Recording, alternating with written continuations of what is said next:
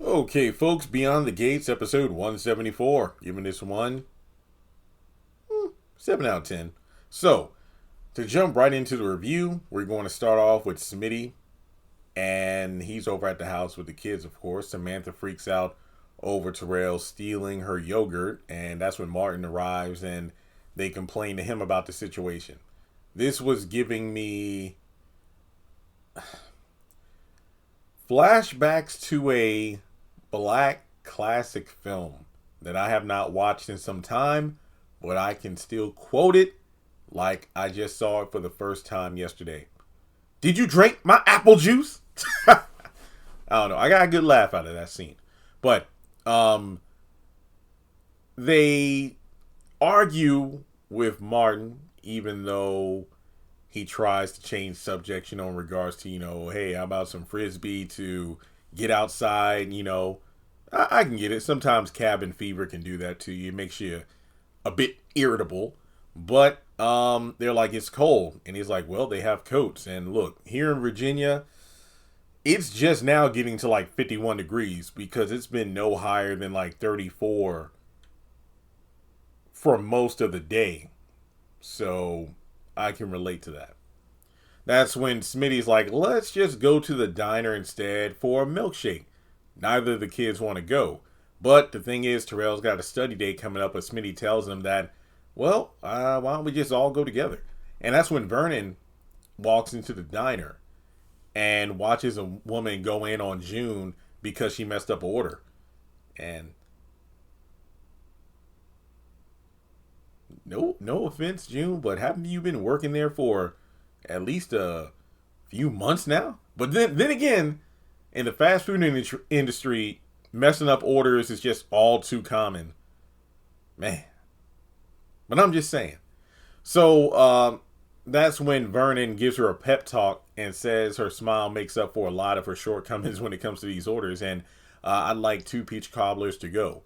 She's surprised he's ordering the cobbler twice in 1 week and jokes that he and Mrs. Dupree are going to develop quite the sweet tooth over time. And I'm thinking to myself,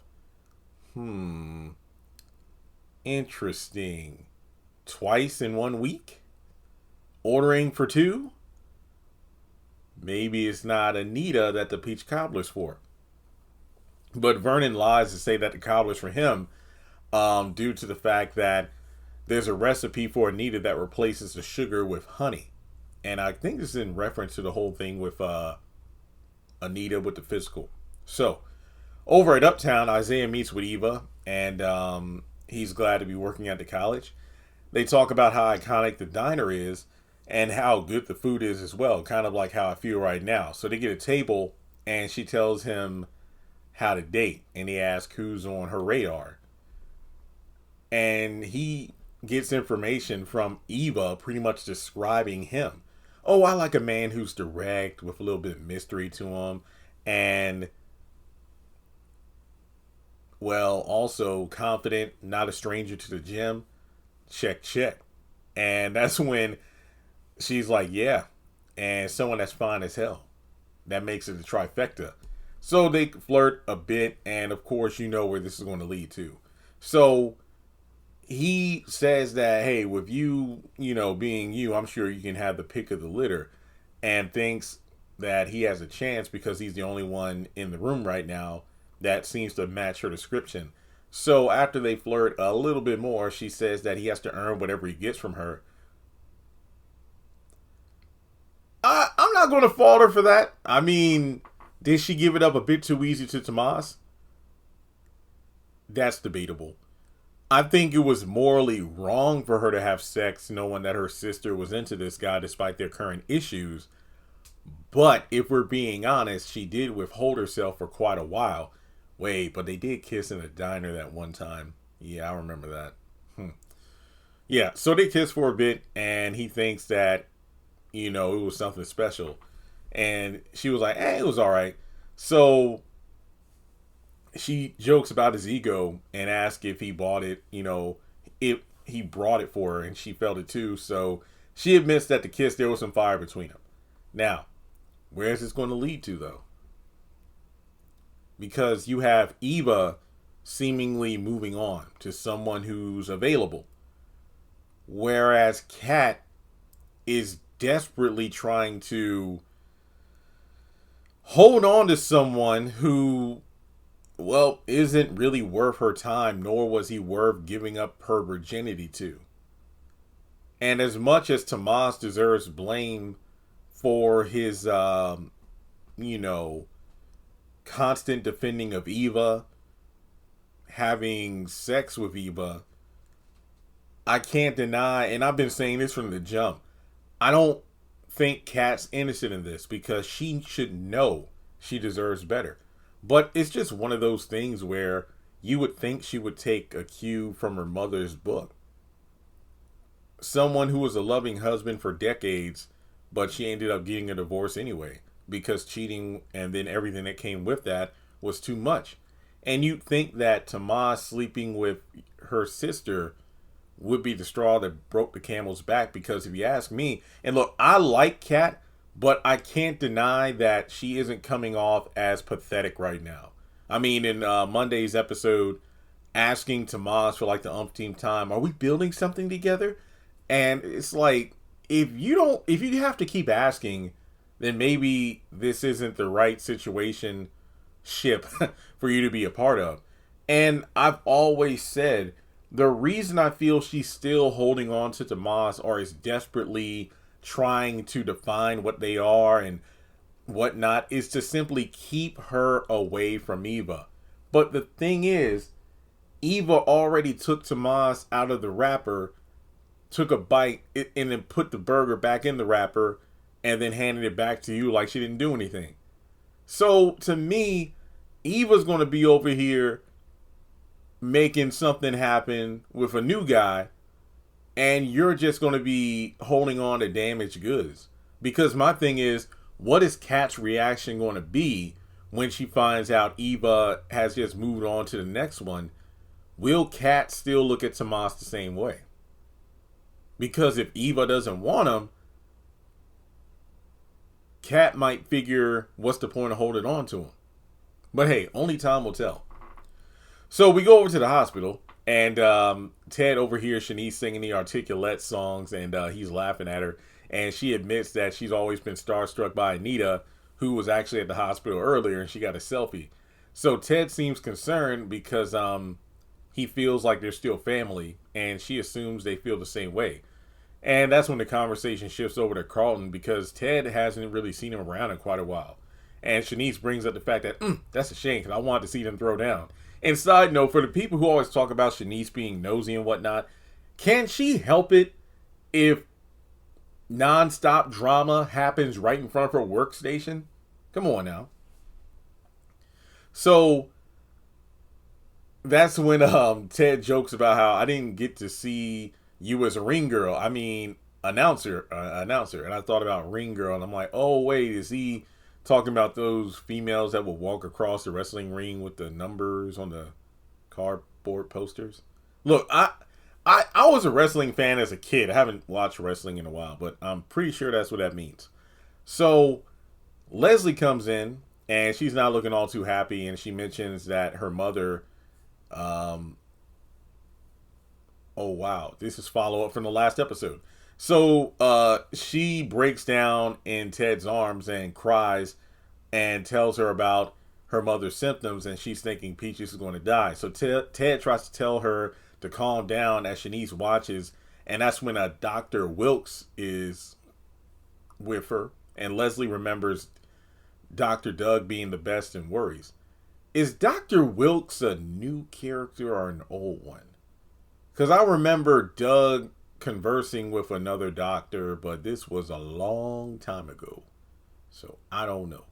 But Shanice assures Leslie that her mother is in excellent hands, but Leslie wants to hear from Ted.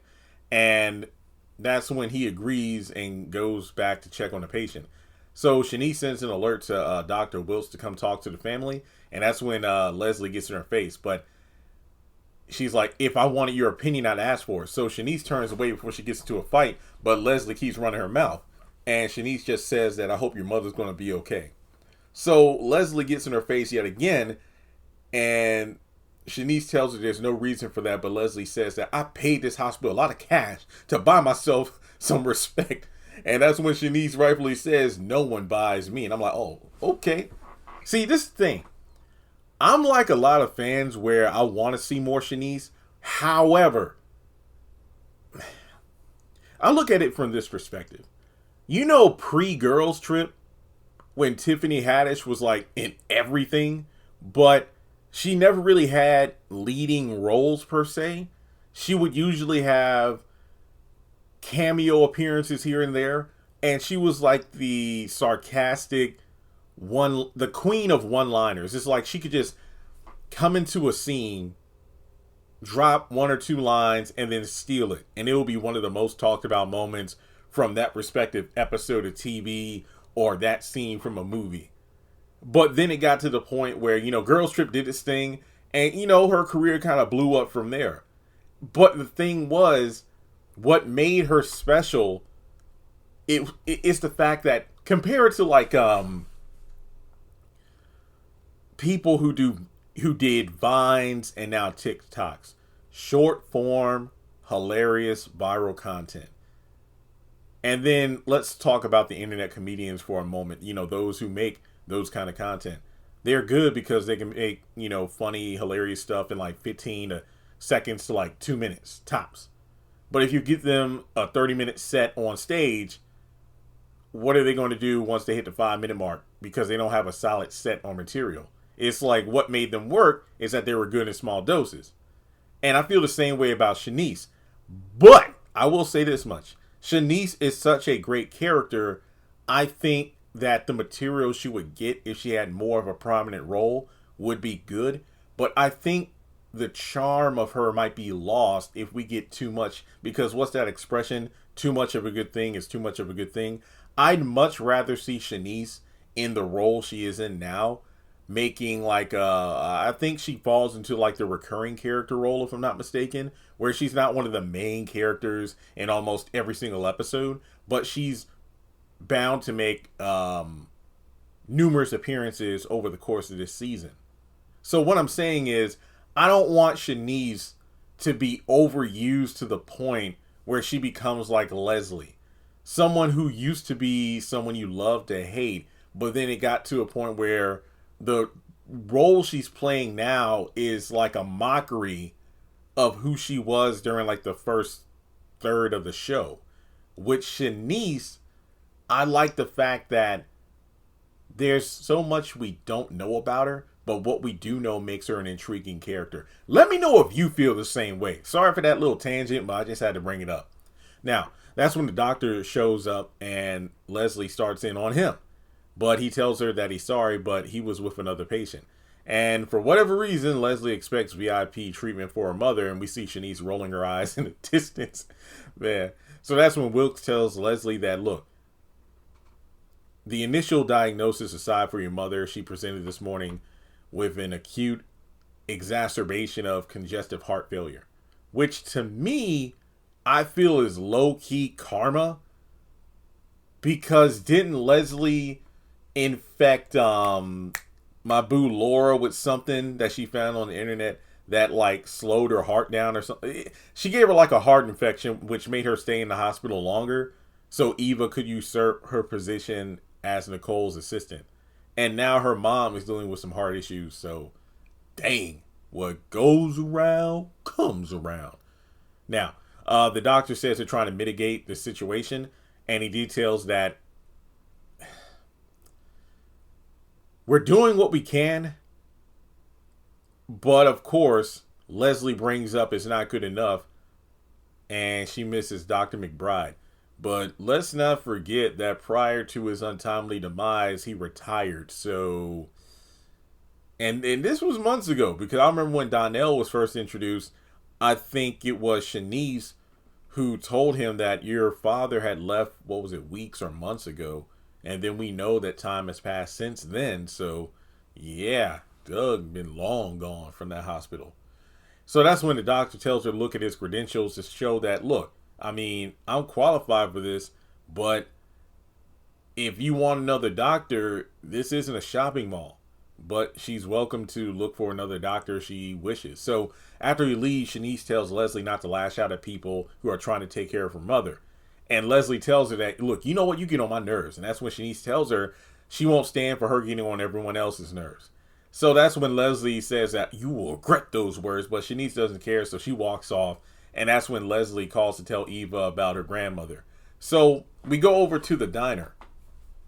And Vernon greets Jessica as he's heading out.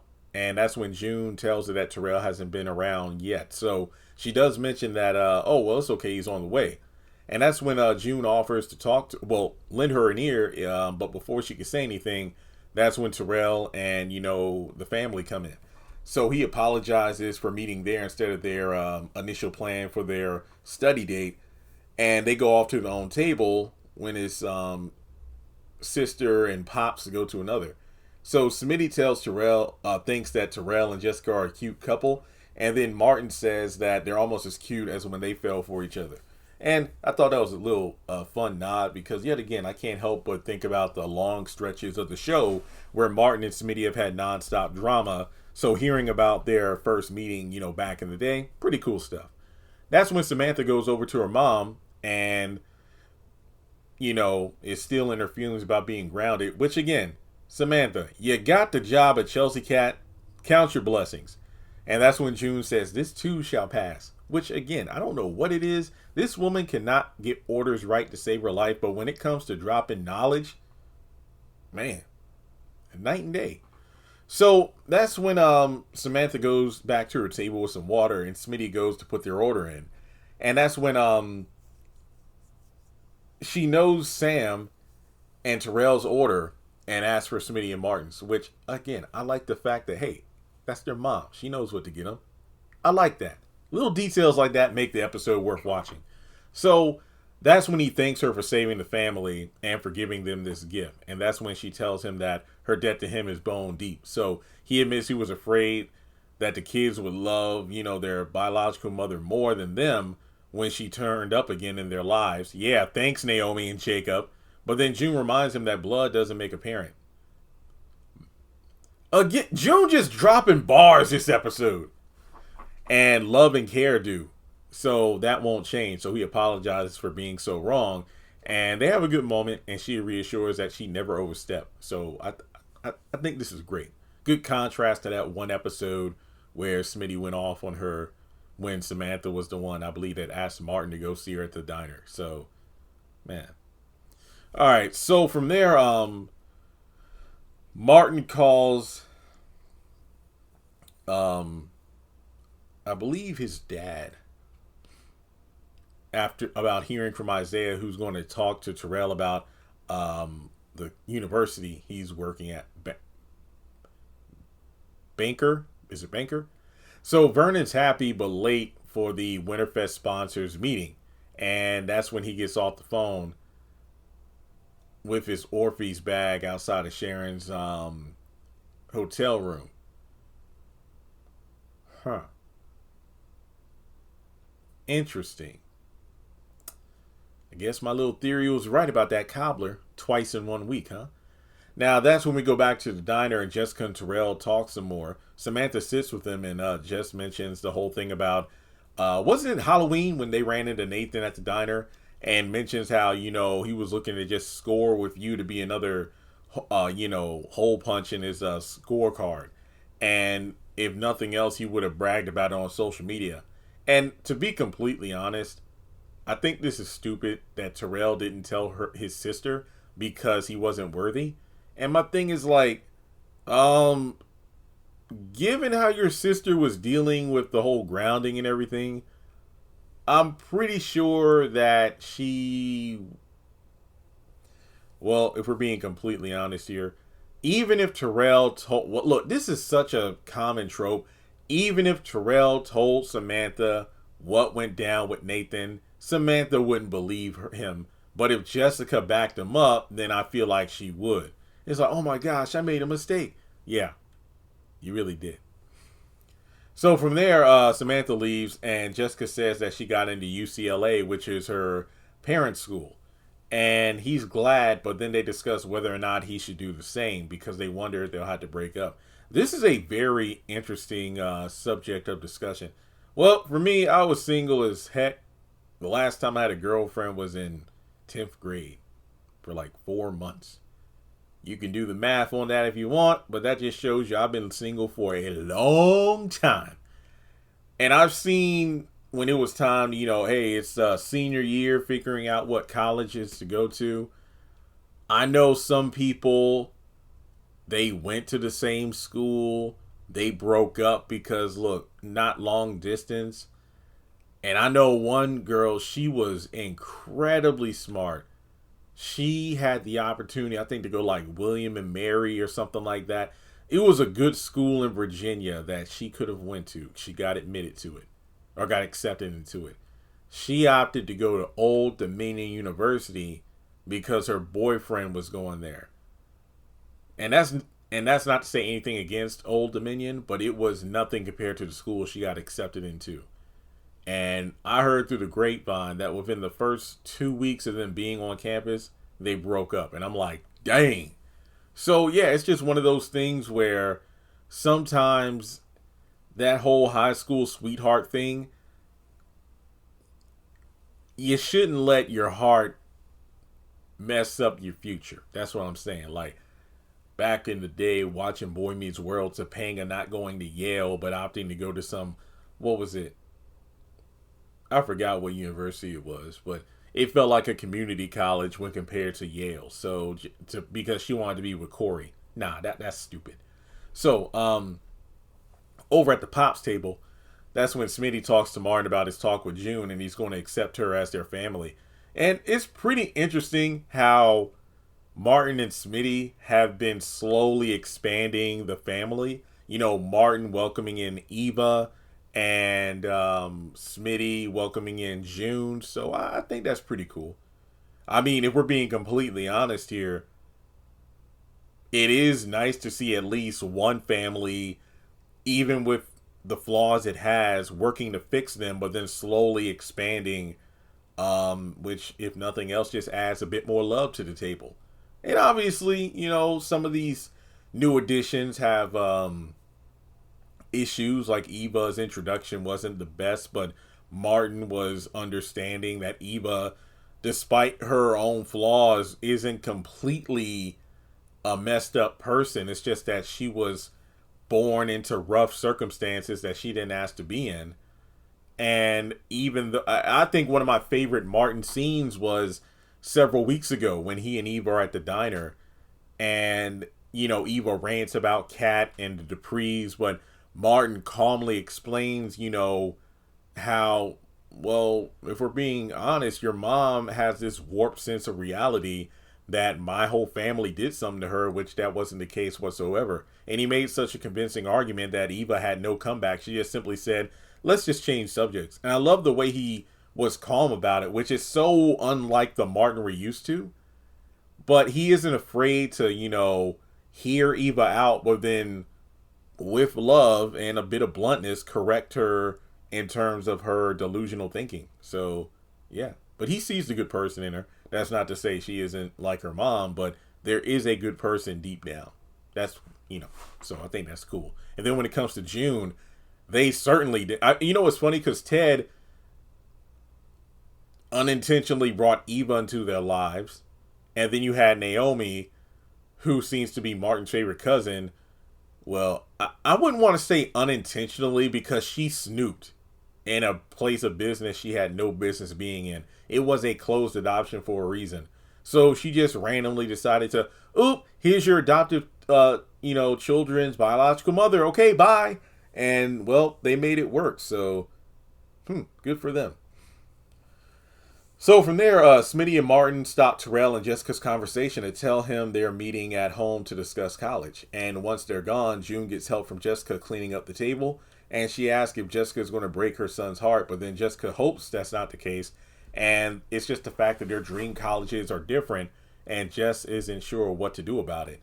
So to round things up, dang, I didn't expect this review to be as long as it is. All right. So Eva meets with her mom at the hotel and How long before that house is ready? I was wondering about that. It has to be before Winterfest, I think. And the doctor stabilized Peaches, and that's when Leslie comes up with ideas on getting her mom a robotic heart.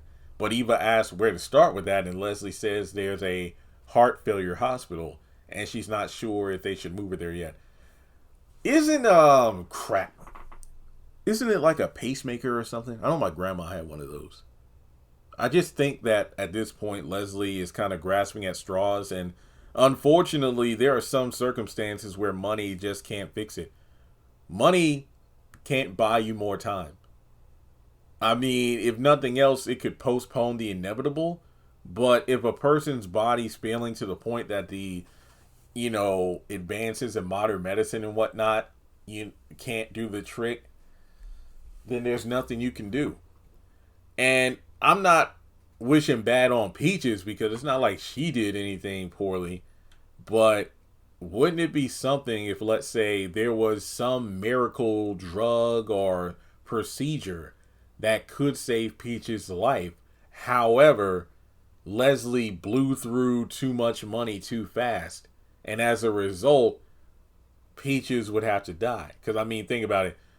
The mansion across the street from the Duprees, getting that sports wing for the country club, doing paying for that one person's procedure recently, the new wardrobe and all this other crap. To think that she would have blown through the money that could have saved her mom's life. That would have been something else. All right.